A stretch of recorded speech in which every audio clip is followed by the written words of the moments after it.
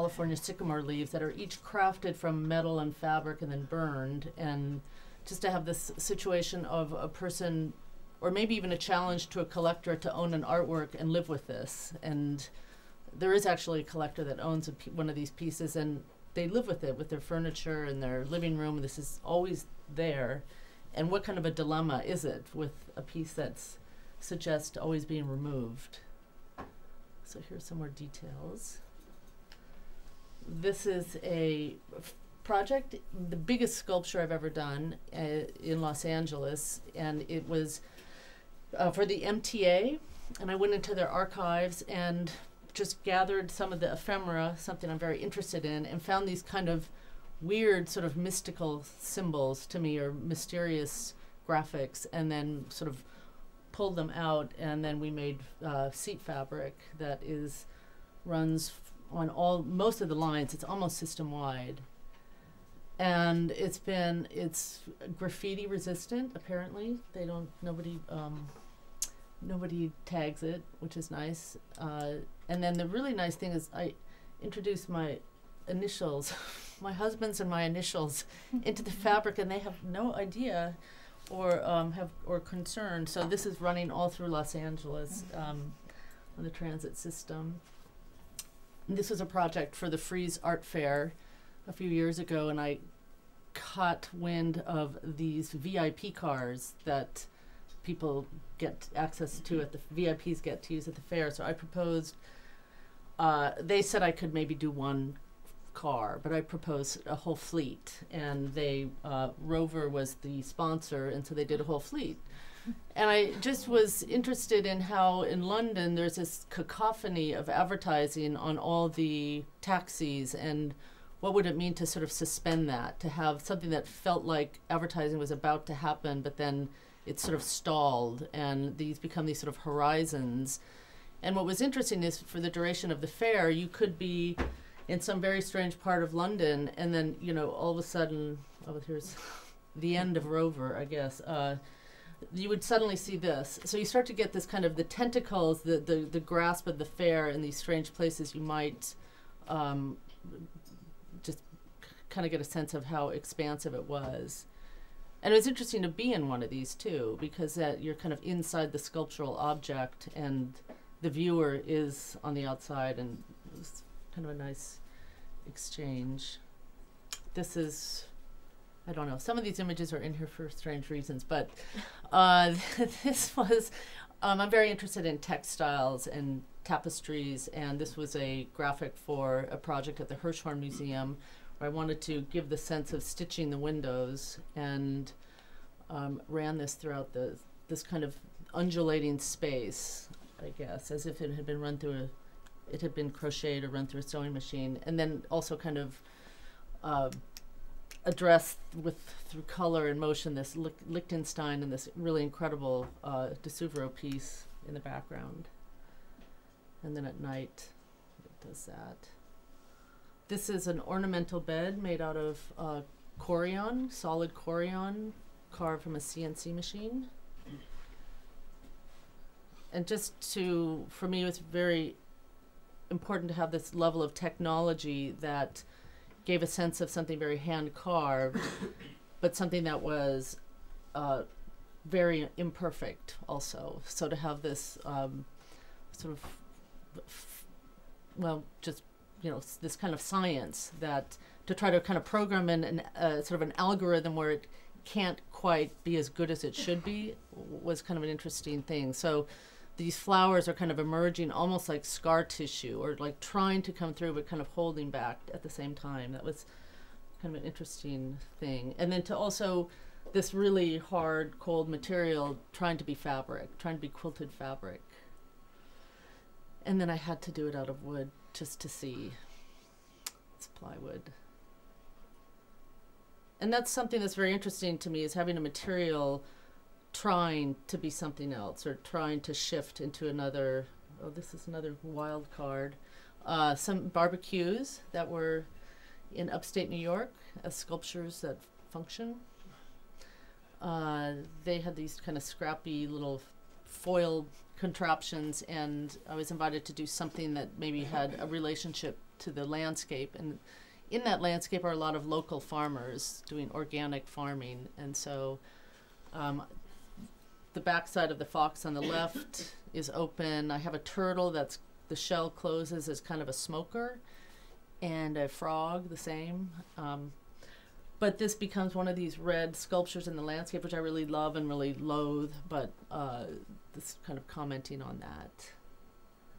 I'm going to show the project I have in Venice.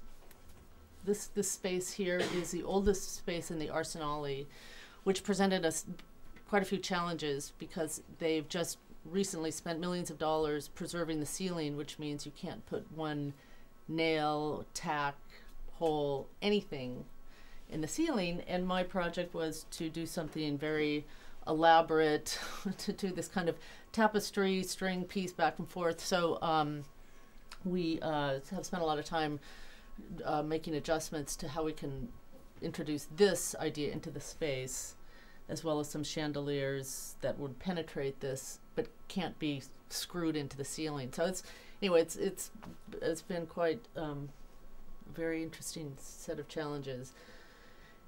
And so then we have a drop frame, and you enter the space, and you it was this way to kind of celebrate the beauty of this old building and the openness, but still sort of impose a kind of intimacy, and yet maintain this transparency and have the kind of transition present, sort of this unraveling, but simultaneously sort of framing.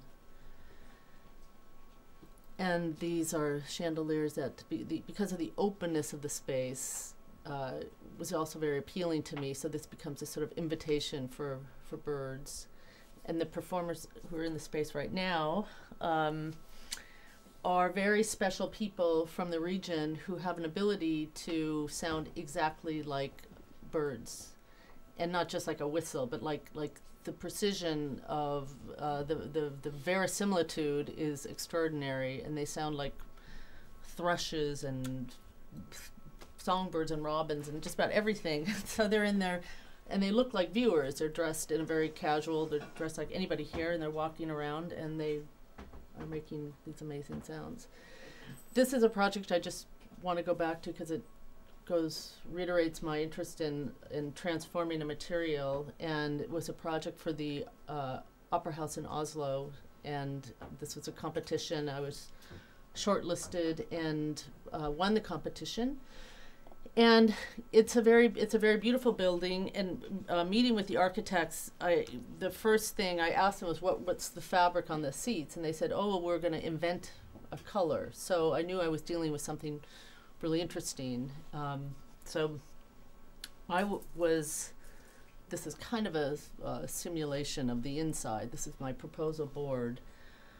But I was interested, I kept thinking, why couldn't a curtain be a piece of metal? Why can't something heavy come up and down before and after performance? And through some other research, I had come across a process of digital weaving, where the better the file, the better the weaving. But it takes digital material and translates it to a loom.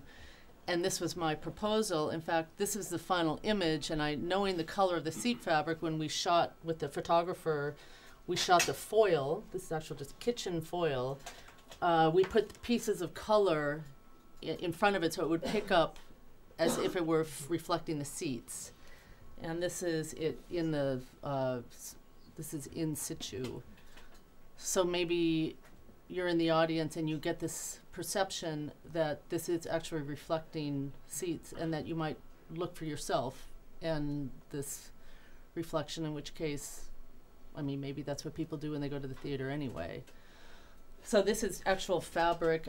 I can show you a detail. It's about 1/4 of an inch thick, but I was just very interested in maybe the idea of a material, something like cotton, something that is completely unreflective, dreaming of being something metallic, or the fantasy of metal becoming cotton. I'm not sure, but just this kind of costume of one thing to another. So this is, you can kind of see the seams. right there of the fabric, but it's just cotton polyester. And there's my thumbprint. That was, someone said, where you're supposed to sign a tapestry, but it's the photography picked it up to such precision that my thumbprint in the manipulation of the foil was woven in. And that's for a shot for scale, and this just shows you the process of the fabric. And then I've done a few smoke ones as well. So that is just a small sort of short overview of some of my projects. I think if you are finished so that we can I am. let Samir Zeki have his talk, and then we can have a discussion about what you just presented. How we bring something together. This is a real interesting point. Okay. Yeah, we're sorry. Let's listen to some music. Yeah, you can start, and then we can start the real discussion about putting together art and science. let's let the science have a word. Well, I don't know about science having a word, but I have a few words. Let me start by quoting